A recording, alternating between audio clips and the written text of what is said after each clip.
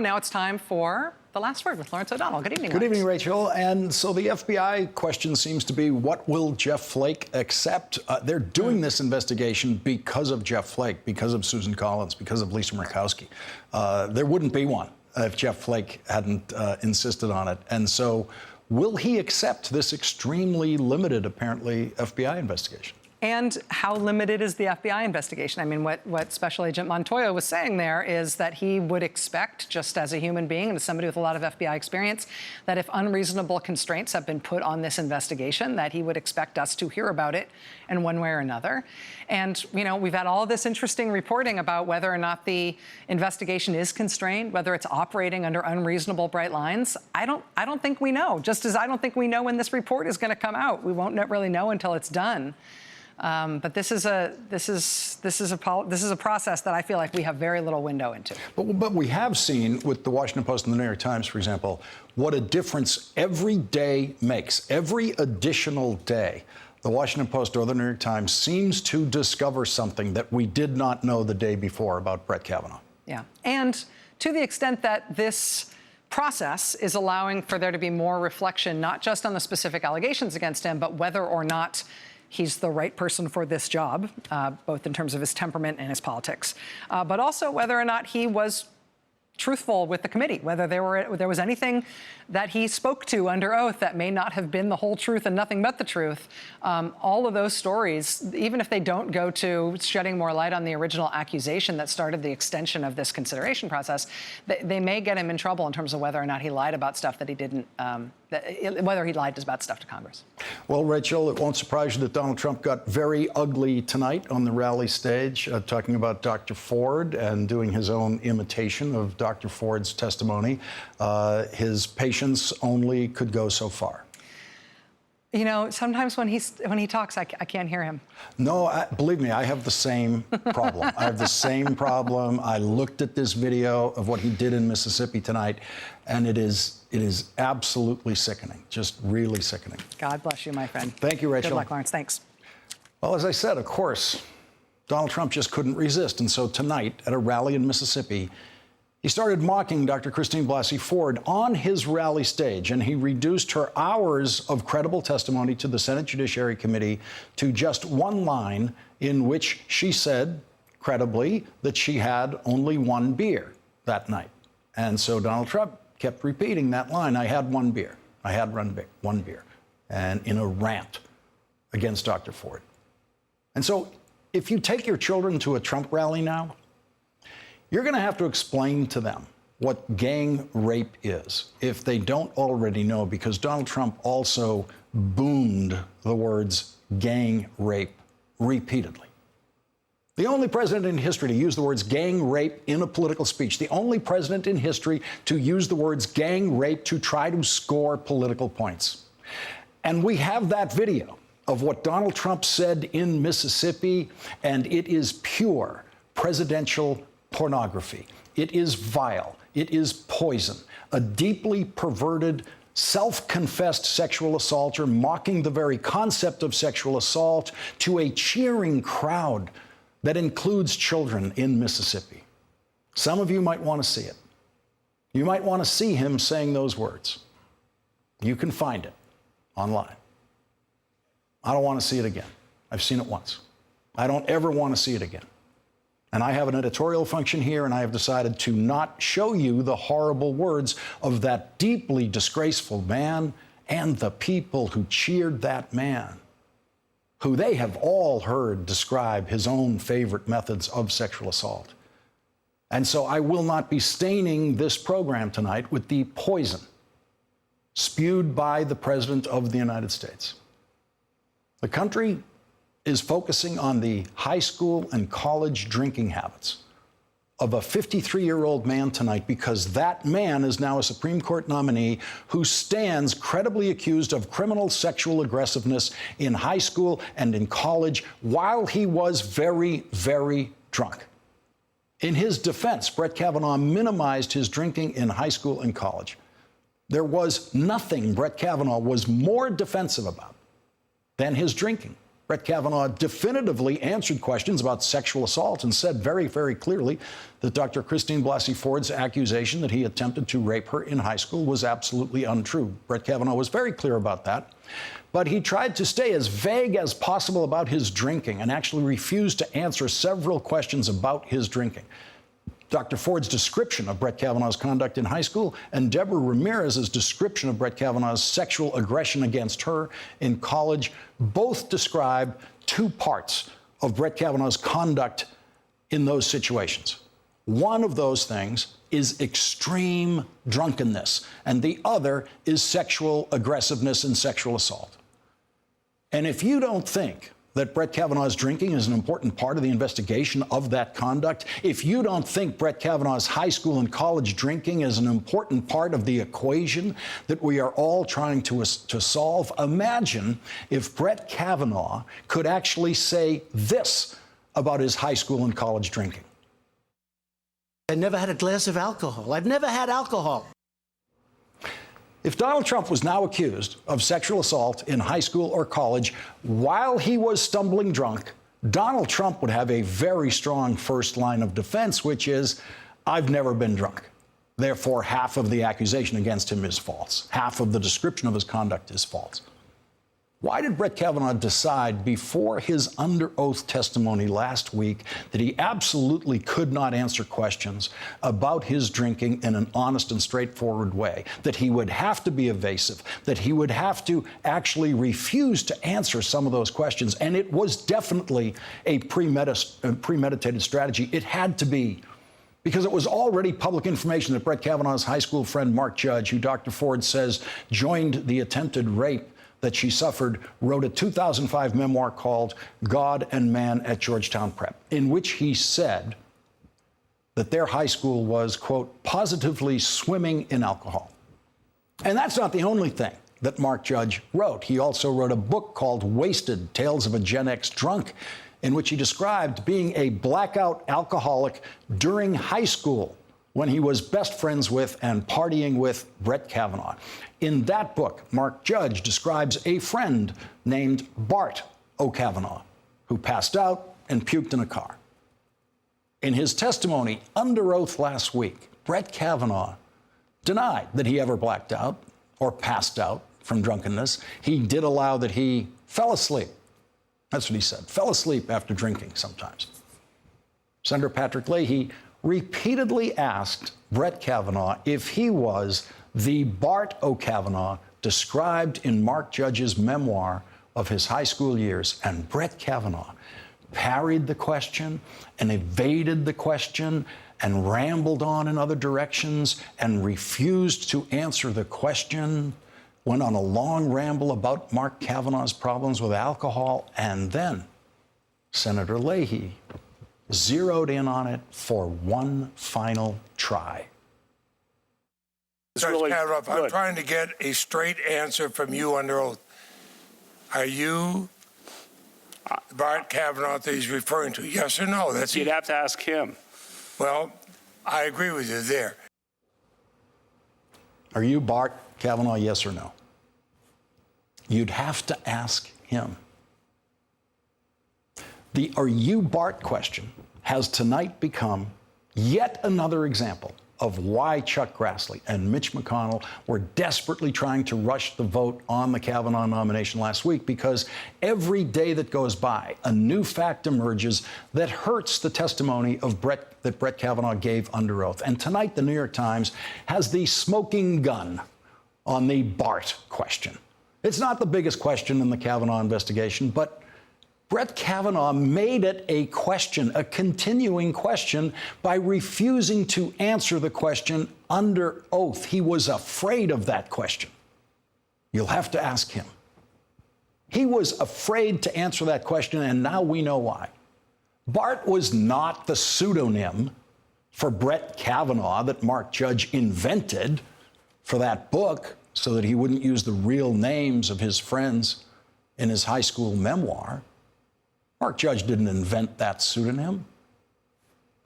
Bart was his real name. That was his real name among his friends. The New York Times reports tonight that Brett Kavanaugh was, quote, nicknamed Bart after a Georgetown prep teacher garbled Brett. And you don't have to take the New York Times word for that. The New York Times has discovered a letter that Brett Kavanaugh wrote to his friends in high school about their arrangements for Beach Week when they all planned to get very, very drunk for a week together at a rented condo at the beach. He carefully explained that each of the 8 of them renting the condo together each owed another $50 to make the final payment on the condo. He explained how they were going to need their own towels, sheets, pillowcases, blankets. He explained that he was going to arrive late because he was going to be returning from a family trip to Ireland. And that handwritten letter was signed Bart. There it is, in his own handwriting. And so, no, we don't have to ask Mark Judge if Brett was Bart, because Brett put it in writing, his own handwriting. What if Senator Leahy had this letter in his hands when he was asking Brett Kavanaugh, were you Bart? 5 days after Pat Leahy asked that question, this letter has surfaced. 5 days. That is why Mitch McConnell wanted the vote last week. That is why Mitch McConnell wanted the vote yesterday. That is why Mitch McConnell wants the vote as fast as possible, because every single day something new comes out that shows Brett Kavanaugh was not telling the truth in the Senate Judiciary Committee and was provably not telling the truth about his own drinking. And when he was in high school, Bart Kavanaugh was not so reluctant to describe his drinking, not as reluctant as he was under oath in front of the Senate Judiciary Committee, because right under Bart's signature in that handwritten letter is a PS, and in that PS he says it would be a good idea to, quote, warn the neighbors that we're loud, obnoxious drunks with prolific pukers among us. Bart Kavanaugh could have said under oath last week that when he was in high school, oh yeah, by the way, they called me Bart, and I was a loud, obnoxious drunk, but never raped anyone. Most loud, obnoxious drunks never rape anyone. We all know plenty of loud, obnoxious drunks in high school who never attempted to rape anyone. But Brett Kavanaugh, for some strange reason, is afraid to tell us the truth about his drinking. And the trouble is, he was under oath when he was supposed to be telling us the truth about his drinking. And now he wants to be a Supreme Court justice where he will have to rule on perjury cases.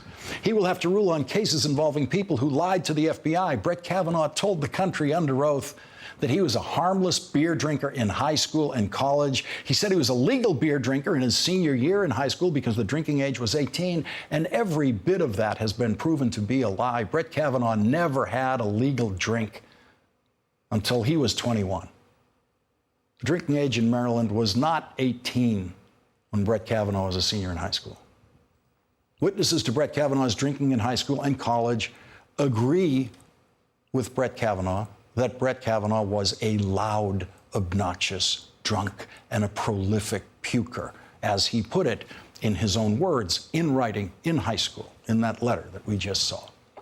And the only reason we're talking about any of this now is that Brett Kavanaugh lied about it under oath last week, and we don't know why he lied about it. Because Bart Kavanaugh's high school drinking and Brett Kavanaugh's college drinking wasn't anything terribly strange. We all know guys who drank like that in high school and in college. I had friends who drank much more than that in high school, including one dear friend who drank himself to death in his 30s. And he started in high school, like Brett Kavanaugh.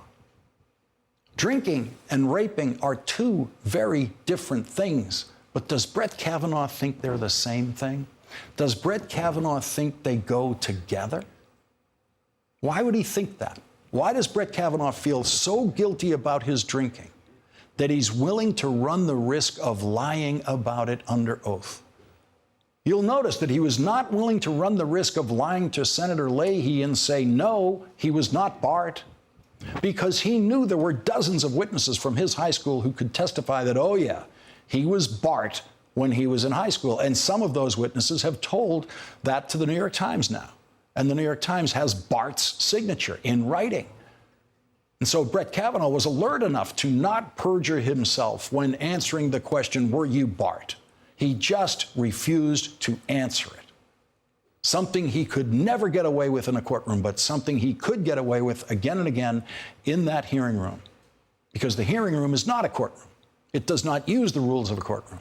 But now Republicans want to use the standard of a criminal courtroom to decide the nomination of a Supreme Court justice. They want to say that if you cannot prosecute a criminal case of rape against Brett Kavanaugh, then he should be a Supreme Court justice, even if there are very strong, credible accusations that Brett Kavanaugh did commit the attempted rape of Dr. Ford and did commit a sexual assault against Deborah Ramirez at Yale.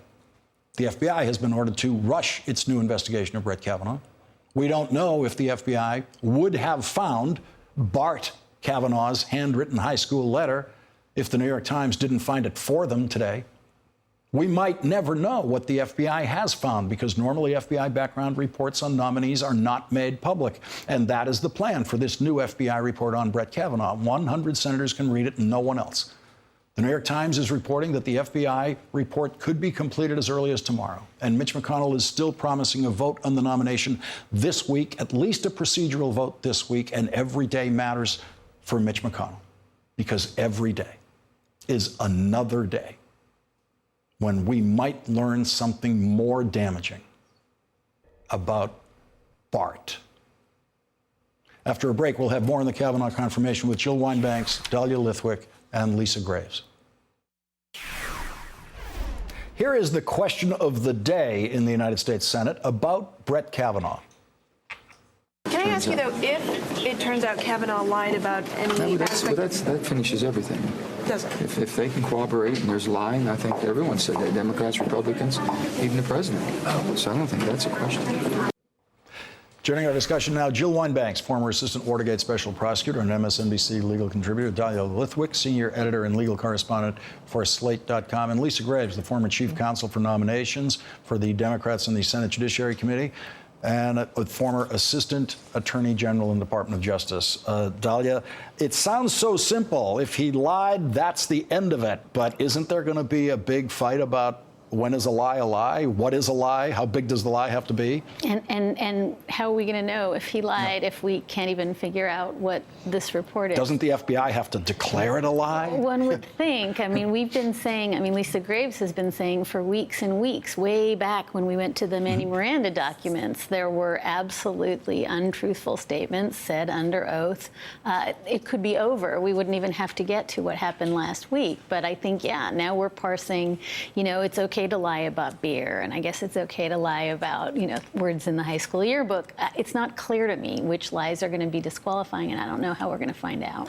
Jill, the senators are very careful not to agree that anything they've heard is a lie. That is to say, the undecided senators. They say lying is absolutely unacceptable, and that will decide their vote if there was a lie. But then they won't entertain any discussion of all what are already provable lies that Brett Kavanaugh has told. You have said it absolutely correctly, because the lies are in plain sight. Anyone who has read an Urban Dictionary knows that the words that he defined are lies. Anyone who has listened to all of the witnesses who have come forward to testify to how drunk he has been and how frequently he drank will know that his testimony about his drinking and his insulting senators in the course of sort of evading the answers will know. And anyone who saw his behavior as he proceeded on Thursday last week will know that he is not fit to sit on the Supreme Court. And so it's hard for me to imagine how someone who is undecided could possibly think that this is an appropriate choice. The president has the right to someone who shares his viewpoints. Elections have consequences, so he gets to pick a conservative judge, but he does not get to pick someone who lies to the Senate, someone who has a long history of misbehavior in high school and college, and if the FBI weren't handcuffed, they might also find that it continued well on into adulthood. So I think we have a serious problem here, and that the FBI investigation is never going to be complete under the current terms. It's just not fair. And Lisa, it's certainly with Kavanaugh defenders in the Senate, they simply say that any discussion, anything he says about drinking is off limits. It's not to be even considered, whether it's true or false, because there shouldn't be a discussion of what they call high school drinking. But the undecided senators, Senator Flake, Senator Collins, Senator Murkowski, aren't they going to have to say publicly what they think the truth is and what they think a lie is? I think they are. And in this situation, you have someone in Brett Kavanaugh who has lied under oath. He's misled the Senate. I believe he did it in 2004, 2006, the beginning of September, and last week. And it's one thing for politicians to lie. We clearly have someone in the White House who doesn't hesitate to lie. But it's another thing to lie under oath. That oath is a vow. It's actually sacred in our history.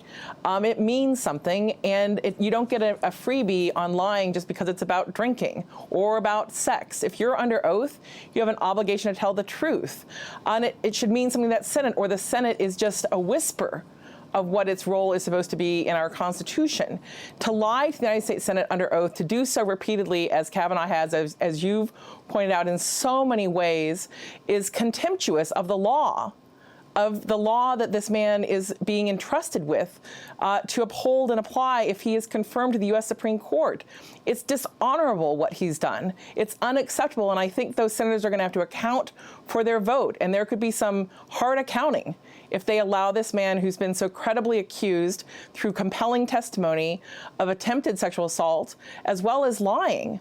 If they allow him on the court, there will be an accounting by the people of this country, and it will be a hard rain, in the words of Bob Dylan, that's going to fall. And Dahlia, if you've sat through many confirmation hearings like you have, and I know Lisa has, it is shocking that the recklessness with which Brett Kavanaugh dealt with these questions under oath. He knew he was under oath, and he knows the meaning of being under oath. And so you have to wonder, what is it about drinking that he is so afraid of us discovering about him? I mean, his drinking to me was a very normal kind of high school behavior. The drinking part of it, I understand completely. I saw that every weekend of my life in high school and in college. I get that. What is he so afraid of in that truth about his drinking?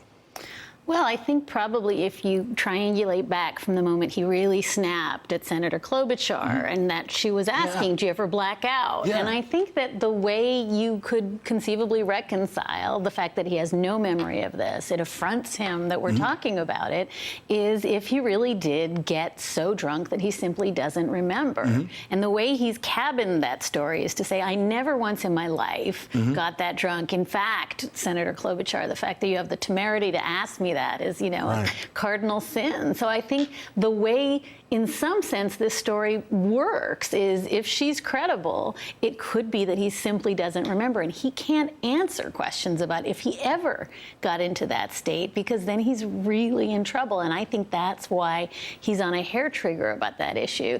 It's entirely plausible. There was an amazing piece in the New York Times in the last couple of days that blackout drinkers don't always know they're blacked out, and they can walk around and be blackout drinkers. But to just say, I can't discuss it, it's not even possible, did you ever black out, Amy Klobuchar, is a way of saying this is off the table. Jill, well, how would you advise senators on evaluating what kind of lie matters?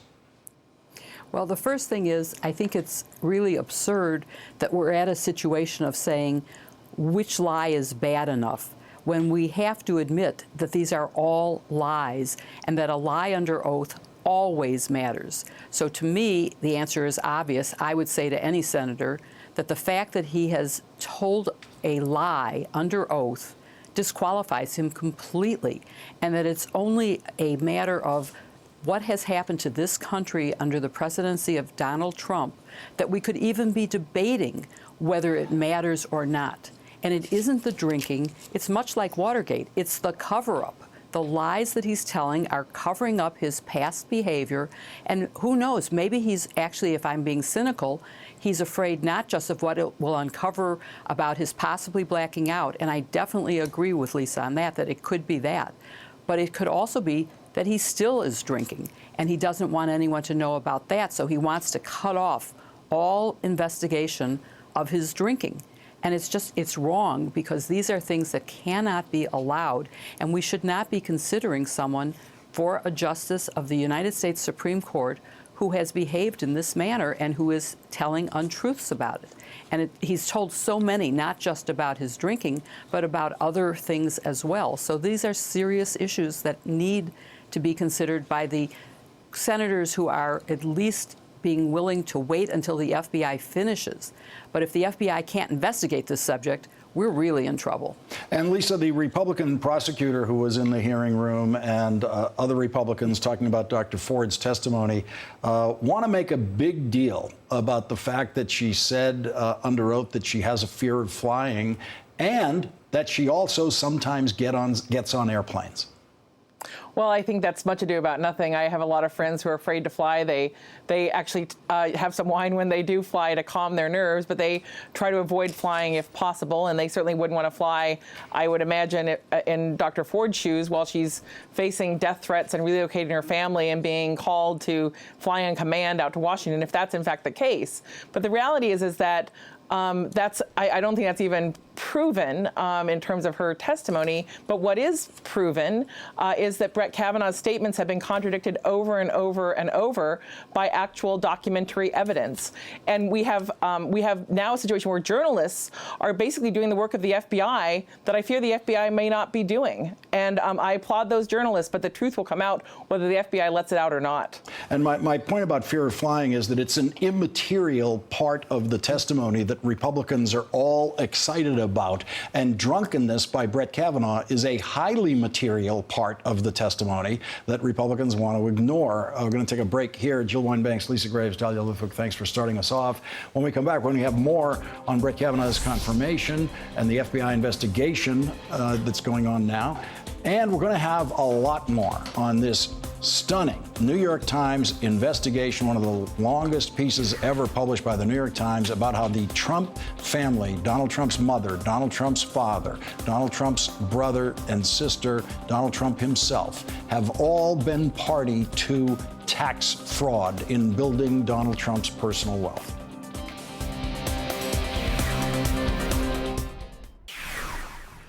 Donald Trump is finally really upset about police use of deadly force against unarmed black men. Well, I say that it's a very scary time for young men in America when you can be guilty of something that you may not be guilty of.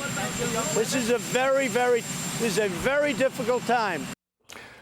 Nah, he wasn't talking about America's enduring problem of police use of deadly force against unarmed black men. He was talking about himself and people he knows, like Brett Kavanaugh, who get accused of sexual assault. Of course, the big difference between Donald Trump and Brett Kavanaugh is that Donald Trump has actually admitted that he is a sexual assaulter, and he has described exactly the way he likes to grab women when he first meets them and assaults them. So why is it so scary for young men in America who might be accused of sexual assault when they see this is the country where you can still grow up to be president, even if you are very credibly accused of sexual assault, and even if you actually admit to it yourself? You could be somebody that was perfect your entire life, and somebody could accuse you of something.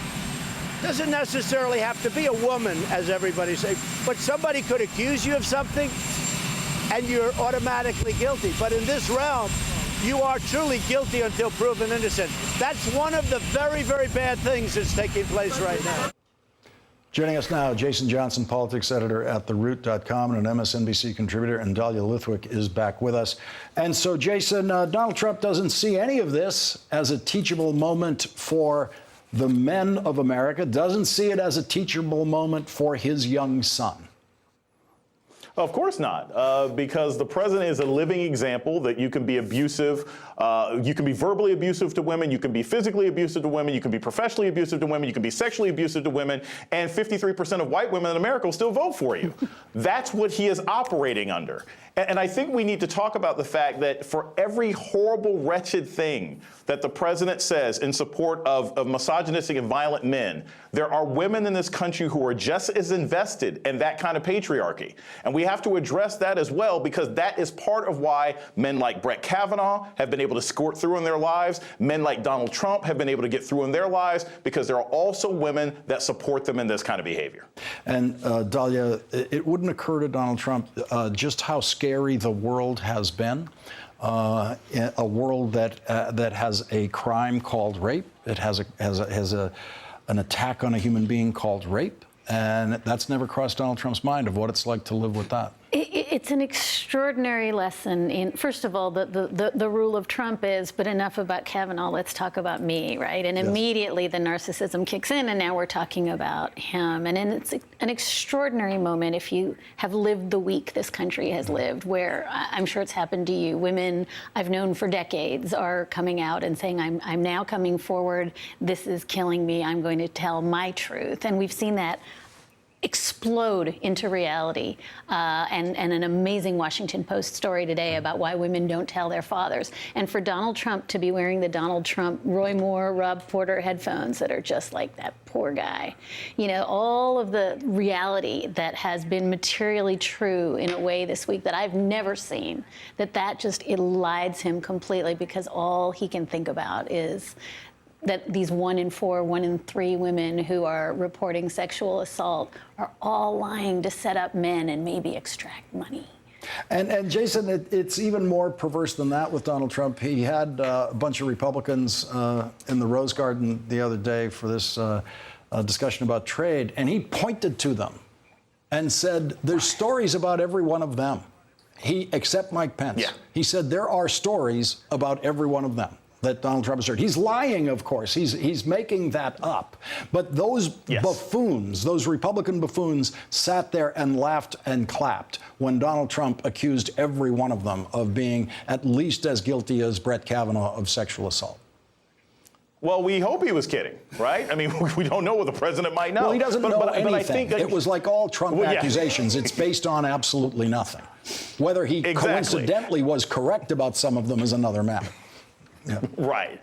I think, though, and Lawrence, you point out the most dangerous thing about this is that they all laughed, that they co-signed this kind of abusive behavior, that he's surrounded by that kind of locker room talk that allows this president to feel that this is okay. And I think one of the most disturbing things that we've seen, above and beyond the possibility of Brett Kavanaugh getting on the Supreme Court after all of this, is to see an entire political party basically gaslight sexual violence survivors in this country for 7 days.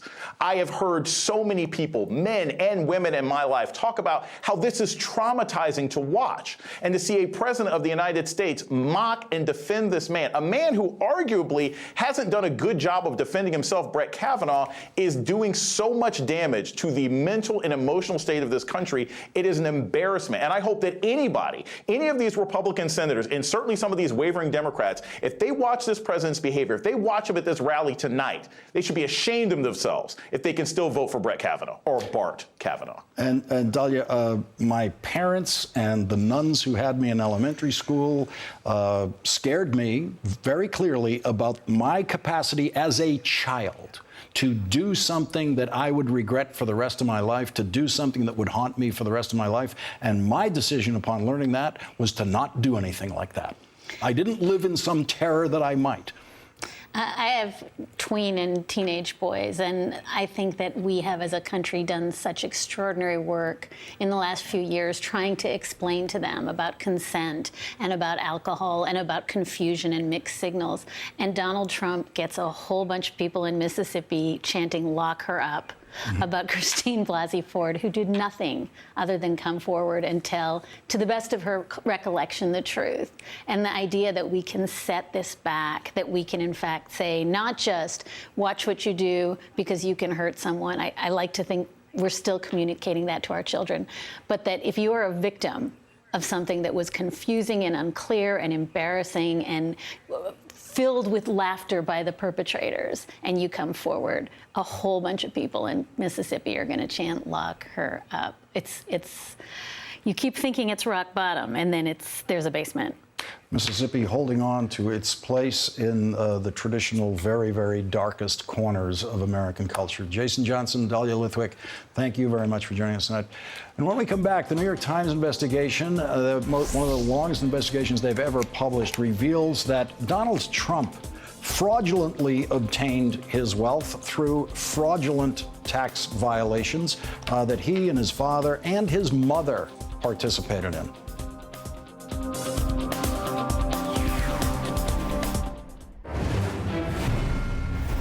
One of the lawyers President Trump hired for the Stormy Daniels case is Charles Harder, who specializes in suing for libel. Charles Harder threatened the New York Times on behalf of Donald Trump, saying, should the Times state or imply that President Trump participated in fraud, tax evasion, or any other crime, it will be exposing itself to substantial liability and damages for defamation. And so, of course, the New York Times ignored that threat and has both stated and implied that President Trump did indeed participate in tax fraud. And one of the longest investigative articles ever published by the New York Times tonight, the Times reports President Trump participated in dubious tax schemes during the 1990s, including instances of outright fraud that greatly increased the fortune he received from his parents. The Times piece, based on confidential tax returns and financial records, paint the clearest picture yet of the financial history of the guy who calls himself the king of debt. Mr. Trump received what is the equivalent today of at least $413 million from his father's real estate empire, starting when he was a toddler and continuing to this day. Much of this money came to Mr. Trump because he helped his parents dodge taxes. He and his siblings set up a sham corporation to disguise millions of dollars in gifts from their parents, records and interviews show. Records indicate that Mr. Trump helped his father take improper tax deductions worth millions more. He also helped formulate a strategy to undervalue his parents' real estate holdings by hundreds of millions of dollars on tax returns, sharply reducing the tax bill when those properties were transferred to him and his siblings. The New York Times reveals that both father and son engaged in schemes to deceive the IRS, including manipulating stated values on their real estate properties. The Times reports that Donald Trump's wealth is almost entirely derived from his father's wealth. Donald Trump is not a self-made man in any way. Donald Trump's father used his real estate empire to create 295 revenue streams for his then 5 children, making Donald Trump a millionaire by the age of 8. And the Times details how Donald Trump's father continued to bail out Donald Trump's failing business ventures to avoid defaulting on his debts. CNBC has learned that New York State tax officials are now investigating the fraud allegations made in this New York Times report. Joining our discussion now, David Cay Johnston, author of The Making of Donald Trump and Pulitzer Prize-winning journalist who founded DCReport.org. David, this takes you back to your days as a New York Times tax reporter. This is the kind of forensic work you've done before. What do you make of the Times report? What do you think are the most damaging elements of it? Well, this is a masterful piece where over 100,000 documents were somehow obtained by the Times. Now, they're not current. They're apparently mostly from the 70s, 80s, and 90s. But what they show is that Donald Trump is a serial tax cheat.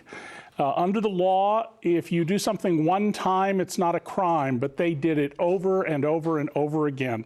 They even cheated poor people. They quote testimony by Robert Trump about how they inflated the prices paid for refrigerators and stoves in rent-controlled apartments and marked it up so that they could cheat poor people by making them pay more in rent. You can dislike rent control laws, but there's no moral person who steals from the poor. But the Trumps see nothing wrong with this. And these deals are egregiously large in their size. In some cases, they told the tax authorities that properties were valued at 6% of their actual value. 6%, 94% discount. And David, what are the possible criminal implications that the New York State Attorney General could be looking at here? Well, criminal charges from the data in the New York Times are not likely. There's a 6-year statute of limitations, both federal and state. There are some exceptions, but I don't think we're going to see that. There is no, however, statute of limitations on civil fraud. And there is no reason for the state of New York and the federal government to do anything except go after Donald Trump and his siblings for tax cheating. And let's keep in mind, Donald's sister, Marianne Trump Berry, is a sitting judge on the Third Circuit Court of Appeals. She's a senior judge. I tweeted today that I think she should immediately remove herself from the bench. We should not have a tax cheat in the White House or on the federal bench. Because what's very clear here is that Donald Trump and all of his siblings were clearly hands-on involved in this fraud. Yes, Robert especially was assigned many of the details. They, as has long been suspected, got Fred Trump, when he was not very compos mentis, to sign some key papers. And that this is a pattern of behavior that goes way back to when Fred Trump was a very active businessman ripping off the taxpayers in the 1950s. Remember, Eisenhower threw a fit in the Oval Office when he found out that Fred Trump was stealing from programs to help returning GIs from World War II. And the family members all were involved in this in one way or another, but particularly Donald and Robert.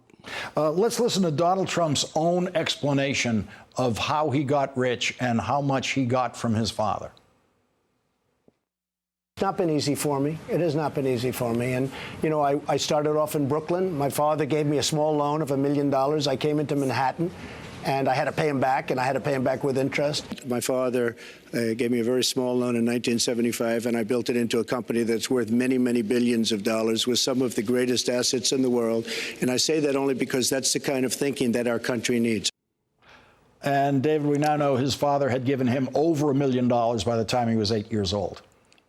Yes, and there are so many lies there. We could have a whole hour show on them. But let me just point out, take your time, David. Go ahead. But the single biggest fact the public hasn't grasped: Donald, the candidate, told everybody he was worth more than $10 billion. Donald, the president, filed a statement that showed $1.4 billion. So nearly 90% of the wealth he claimed as a candidate disappeared. And I've shown, and others have, that the financial statement he filed is grossly misleading. It overstates assets left and right.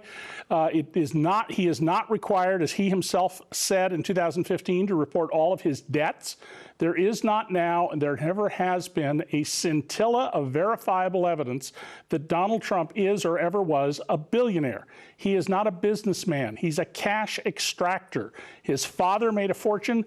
Donald has been spending it, sucking money out of deals, leaving businesses in the wake where workers are unpaid, including people who are in the country without permission, where vendors aren't paid and they have to lay off workers. Their businesses are sometimes destroyed. And the only known case of cheating a customer at a casino in Atlantic City was at Trump's castle. And, you know, David, all of this are included in all the reasons that I believe Donald Trump would never run for president, because I believed all of this would come out. It's coming out a lot slower than I had expected and hoped it would, I guess. David Cay Johnston, thank you very much for joining us tonight. Really appreciate it. Thank you. And we have some breaking news tonight, the latest about the Kavanaugh FBI investigation next. We have breaking news on the FBI investigation of Brett Kavanaugh. The Washington Post is reporting tonight that the FBI has interviewed some high school friends of Brett Kavanaugh, including Chris Garrett, who dated Christine Blasey Ford in high school, and Tim Gaudette, whose house was the location of a July 1st, 1982 party that Kavanaugh references on his high school calendar. Washington Post investigative reporter Carol Leonnig co-wrote this article and joins us now by phone. Carol, what are the main points that we're learning tonight about the FBI investigation? Well, Lawrence, I think the most important things we're learning are that actually the FBI is doing what it does best, which is going beyond what is sort of the boilerplate and asking other questions of other people, other witnesses that haven't been identified heretofore. The most important of them you've just mentioned, Tim Gaudette, who had a home where we believe one of the Kavanaugh-attended parties of most interest was mentioned. And then also Chris Garrett, who Dr. Ford, who's alleged that Kavanaugh sexually assaulted her when they were teenagers, she has assiduously avoided mentioning his name, but he's a person that he dated and a person that people who are close to Kavanaugh allege is likely the person that she really is referring to. And what's interesting about that is we haven't heard from either of those people. We haven't known what is their account of what happened, 35 years ago. And Carol, you have reporting tonight that the FBI is very concerned with how this investigation is going to look after the fact, because they assume their investigation will be investigated by Congress, particularly if the Democrats win control of the House or the Senate. Absolutely. They want to be like clean as a whistle, that none of what they have done appears to be steered or managed, stage managed, if you will, by President Trump. Because President Trump is the client here. The White House is the decider in a nomination about whether or not they want to know certain things about a nominee. A background investigation is normally a very classic, typical, routine event. Junior agents go out and they ask questions and find out, is this person someone we want to trust with a very secure set of secrets of the U.S. government for in the course of his job or her job? But in this case, the stakes couldn't be higher. It couldn't be more abnormal. And so this background investigation is a hyper-partisan one. And the FBI does not want to be accused come November 10th, after the election, presume for a moment that Democrats take the House. They do not want to be accused of, at that moment, having somehow tilted the scales here, somehow have conducted an investigation that led towards tilting things towards Brett Kavanaugh. Carol Leonnig, thank you for your breaking news reporting tonight. Really appreciate it. That is tonight's last word. Hey, it's Chris Hayes from MSNBC. You know, every day I come to the office and we make a television show, and every day I think to myself, there's so much more I want to talk about. And so this is our podcast. It's called Why Is This Happening? And the whole idea behind it is to get to the root of the things that we see play out every day. They're driven by big ideas. Each week, I sit down with a person uniquely suited to explain why this is happening. New episodes of Why Is This Happening? Every Tuesday. Listen for free wherever you get your podcasts.